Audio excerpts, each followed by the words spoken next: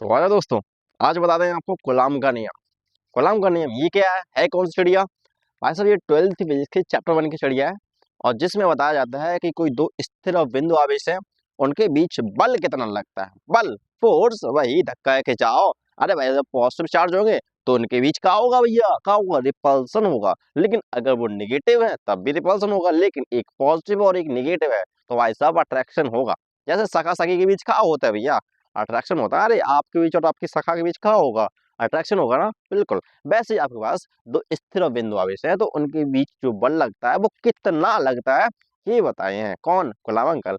और इसी को बोलते हैं कूलाम का नियम, है ना? तो आसान देखते हैं, बहुत सिंपल है। वैसे डेरिवेशन तो करा दी है लेकिन वो मिलेगा दूसरे चैनल पे, लेकिन यहाँ पे आपको सिंपल तरीके से बताते हैं। आ जाओ, देखो भाई साहब, कूलाम का नियम, कूलाम्स लॉ बोलते हैं। होता क्या है, स्टेटमेंट पढ़ते हैं पहले। दो स्थिर बिंदु आवेशों के बीच लगने वाला बल उन आवेशों के परिमाणों के गुणनफल के अनुक्रमानुपाती होता है। मतलब जो आवेश है उनका जो परिमाण है उनका गुणनफल कीजिए, ठीक है। और जो गुणनफल आएगा भाई साहब उसके समानुपाती होगा क्या? फोर्स। जितना ज्यादा परिमाण का गुणनफल आएगा उतना ज्यादा उनके बीच फोर्स लगेगा। मतलब Q1 Q2 का जो मल्टीप्लाई होगा जितना ज्यादा आएगा उतना ज्यादा फोर्स लगेगा, है ना। दूसरी चीज है उनके बीच की दूरी के वर्ग के व्युत्क्रमानुपाती है। मतलब जो इनके बीच दूरी है, जैसे तो आवेश ना Q1 Q2, इनके बीच जो दूरी है R, अगर ये बढ़ा दी जाती है तो इनके बीच जो फोर्स लगेगा वो कम लगेगा। अगर ये इसको घटा दिया जाए तो फोर्स बढ़ेगा वर्ग के हिसाब से, ठीक है। तो वही लिखा है F proportional to Q1 Q2 फिर इसका इनवर्सली प्रोपोर्शनल R स्क्वायर, मतलब 1/R स्क्वायर, जिसको लिख सकते हैं F प्रोपोर्शनल सिंबल फिर Q1 Q2 upon R square, ठीक है। और फिर यहाँ पे जब ये सिंबल हटेगा, प्रोपोर्शनलिटी का सिंबल हटेगा तो यहाँ पे कांस्टेंट आएगा जो कि होगा स्मॉल के। फिर लिखेंगे हम F is equal to K Q1 Q2 upon R square. और जो स्मॉल के है वो ये कौन है? नियतांक है, कांस्टेंट है, ठीक है। और इस स्मॉल के की जो वैल्यू है वो दो चीजों पर डिपेंड करती है, मात्रक और माध्यम।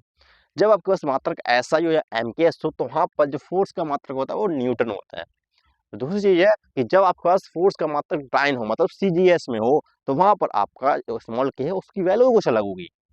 अच्छा चलो देखते हैं। तो बात ये थी कि जब वायु ये निर्वात होगी तो इस स्मॉल के की जो वैल्यू होगी वो होगी 1/4 पाई एप्सिलॉन नॉट, जिसकी वैल्यू होती है 9 × 10⁻⁹। डेरिवेशन करा चुके हैं, जो आपको जो नया चैनल बनाया वहां भी मिलेगा, ठीक है। तो भाई साहब ये कितना होता है? ये स्मॉल के की वैल्यू होती है कब? जब आपके पास M के SI मात्रक हो, ठीक है। और वहां पर जो वायु निर्वात होना चाहिए, आवेश कहाँ होना चाहिए? वायु में या फिर निर्वात में, अंतरिक्ष में होना चाहिए, ठीक है, बिल्कुल। तो भाई साहब यहाँ पर जो एप्सिलॉन नॉट यूज हुआ ये क्या है? ये है विद्युतशीलता, निर्वात की विद्युतशीलता एप्सिलॉन नॉट। अगर एप्सिलॉन होता है तो माध्यम की आती है, वही लिखा है, देखो भाई साहब, ठीक है। और एप्सिलॉन की वैल्यू होती है 8.85 इंटू 10⁻⁻12 कूलाम स्क्वायर पर न्यूटन मीटर स्क्वायर। ये दोनों चीजें पूछी जाती हैं, याद रखना, ठीक है। माध्यम हो तो इस स्मॉल की वैल्यू क्या होगी? माध्यम में स्मॉल की वैल्यू होती है 1/4 पाई एप्सिलॉन नॉट, ठीक, बिल्कुल।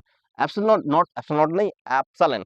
और एप्सिलॉन की वैल्यू होती है एप्सिलॉन नॉट कैपिटल की, और कैपिटल की होता है माध्यम का परावैद्युतांक, ठीक है, बिल्कुल। और भाई साहब ये पानी के लिए होता है 81, लगभग लगभग 81। और भाई साहब ये धातुओं को होता है अनंत, इनफाइनाइट, ठीक, ओके। तो ठीक है, क्लियर है। निर्वात में आ गया, माध्यम में आ गया, CGS आप बताते हैं। CGS में क्या होता है?